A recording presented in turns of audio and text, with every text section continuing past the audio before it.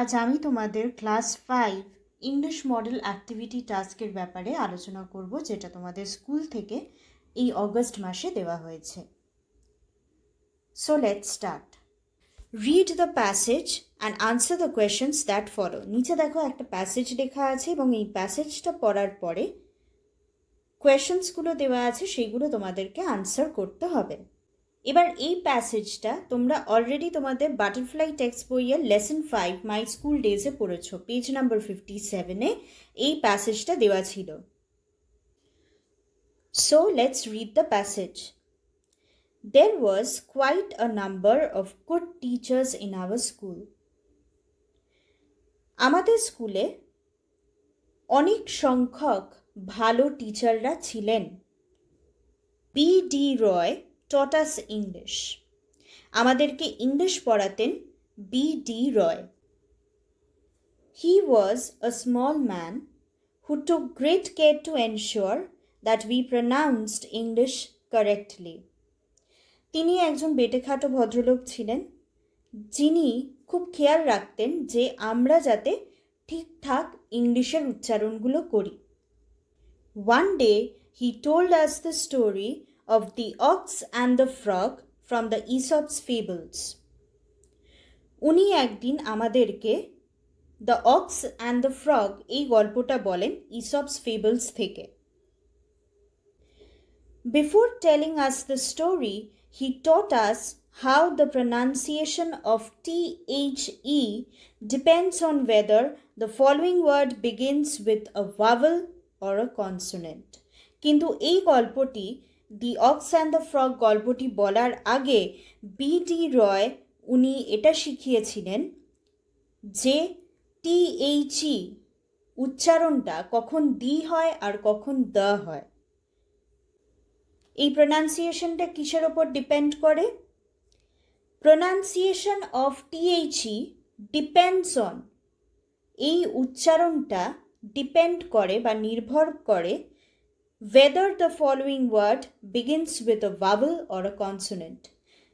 যে দয়ের পরের কথাটা কি দিয়ে শুরু হচ্ছে, ভাওয়েল দিয়ে শুরু হচ্ছে না কনসোনেন্ট দিয়ে শুরু হচ্ছে, সেটার ওপর নির্ভর করে দিয়ের উচ্চারণটা দি হবে না দ হবে।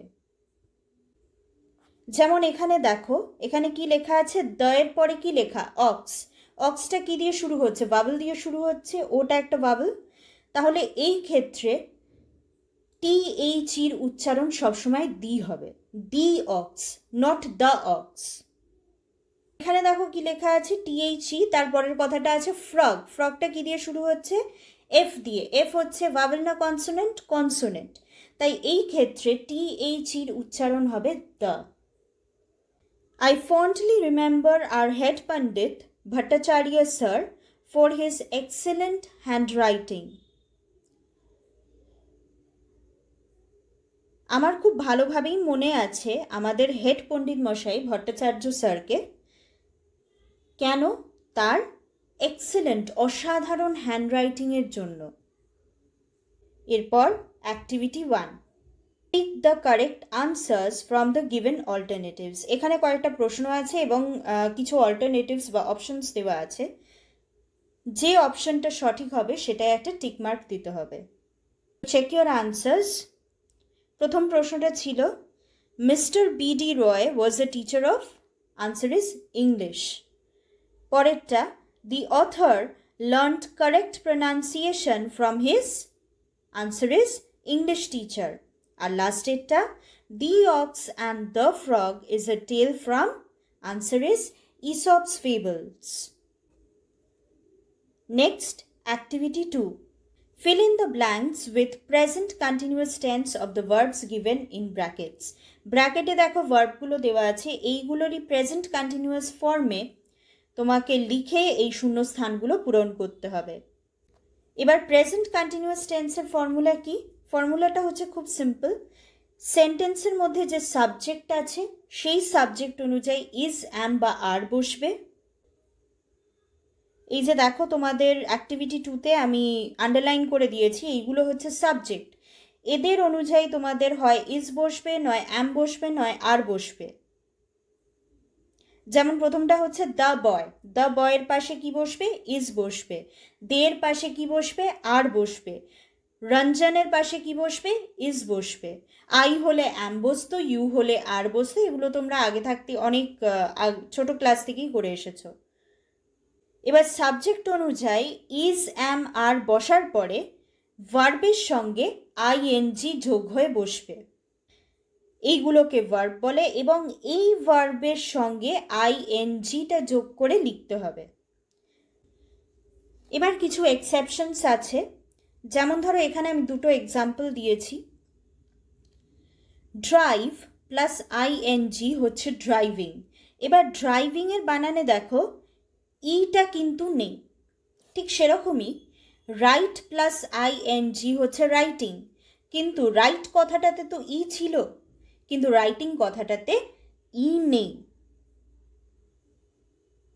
তো প্রেজেন্ট কন্টিনিউয়াস টেন্সে লেখার ফর্মুলাটা হচ্ছে এটাই, যে শব্দগুলো ই দিয়ে শেষ হচ্ছে তার সঙ্গে আইএনজি যখন আমি যোগ করছি তখন কিন্তু এই যে ইগুলো থাকছে না মেন ওয়ার্ডে, কারণ দুটো ভাওয়েল একসঙ্গে হয় না। তাহলে আনসার্সগুলো দেখে নাও অ্যাক্টিভিটি 2 এর। A, the boy is drawing a picture.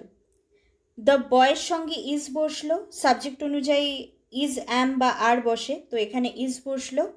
তারপর ভার্ব দেওয়া ছিল ড্র, ড্রয়ের সাথে আইএনজি যোগ করার পর ড্রয়িং হলো। তাহলে আনসার কি হলো? Is drawing. শুধু ড্রয়িং কিন্তু নয়, শুধু ড্রয়িং যদি দেখো উত্তর ভুল হয়ে যাবে। Number B, they are playing in the field. Number C, Ranjan is writing a letter. Next, activity 3. Identify the subject and predicate of the following sentences. নিচে তিনটে সেন্টেন্স দেওয়া আছে এবং এই সেন্টেন্সগুলোর মধ্যে জাস্ট একবার তোমাদেরকে রিমাইন্ডার দিয়ে দেওয়ার জন্য বলছি, সাবজেক্ট কাকে বলে? The person or thing we talk about is called the subject. যে ব্যক্তি বা বিষয় বা বস্তুর ব্যাপারে আমরা কথা বলি তাকে সাবজেক্ট বলে বা তাকে উদ্দেশ্য বলে। এবার প্রেডিকেট কাকে বলে? What is said about the subject is called the predicate. উদ্দেশ্যর ব্যাপারে, সাবজেক্টের ব্যাপারে যা কিছু বলা হয়ে থাকে সেটাকে প্রেডিকেট বলা হয়। এবার এইখানে আমি একটা জিনিস তোমাদেরকে বলে রাখি, সাবজেক্ট প্রেডিকেট তোমরা প্রায় ক্লাস 3 থেকে করছো, এবং সাবজেক্ট প্রেডিকেট কিন্তু সবসময় যে সাবজেক্ট সামনে থাকবে, একদম প্রথমে থাকবে এবং মাঝখানে থাকবে না বা শেষে থাকবে না সেরকম কিন্তু নয়।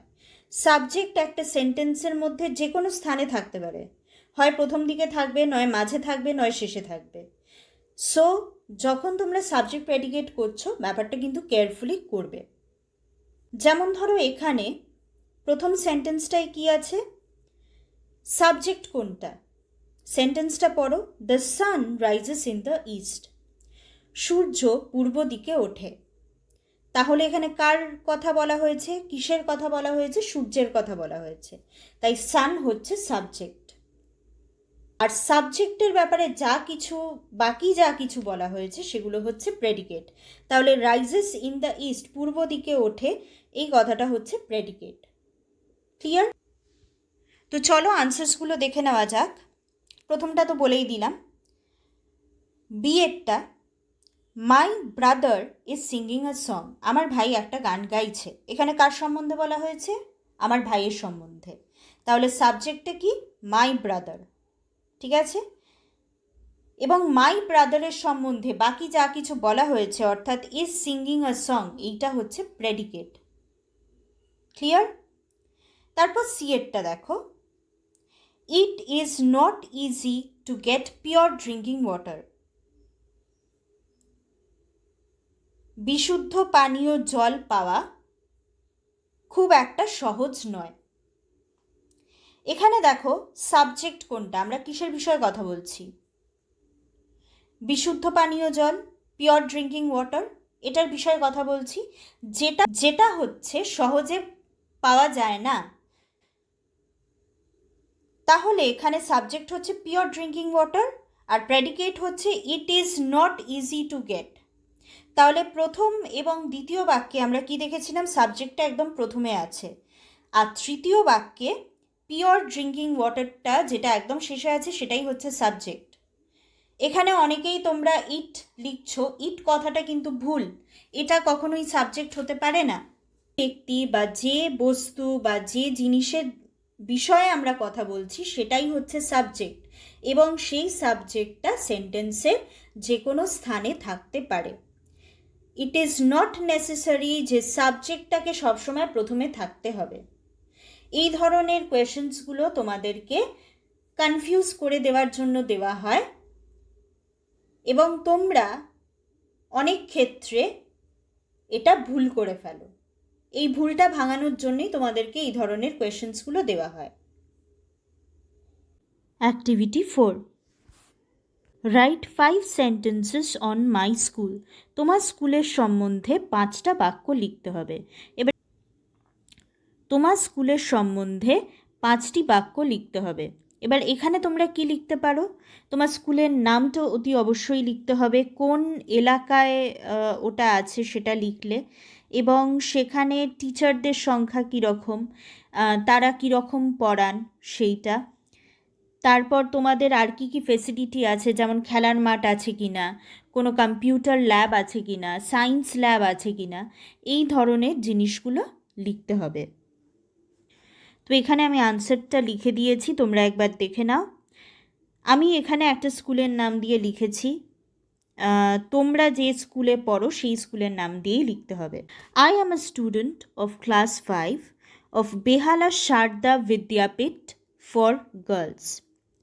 আমি ক্লাস 5-এর একজন ছাত্রী এবং আমার স্কুলের নাম হচ্ছে Behala Sarada Vidyapith for girls. It is a well-known school in Behala, Parnashree locality. এটি হচ্ছে একটি নাম করা স্কুল বেহালায়, পর্ণশ্রী এরিয়াতে।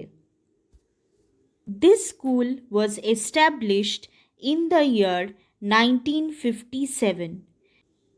এই স্কুলটি প্রতিষ্ঠিত হয় 1957 সালে।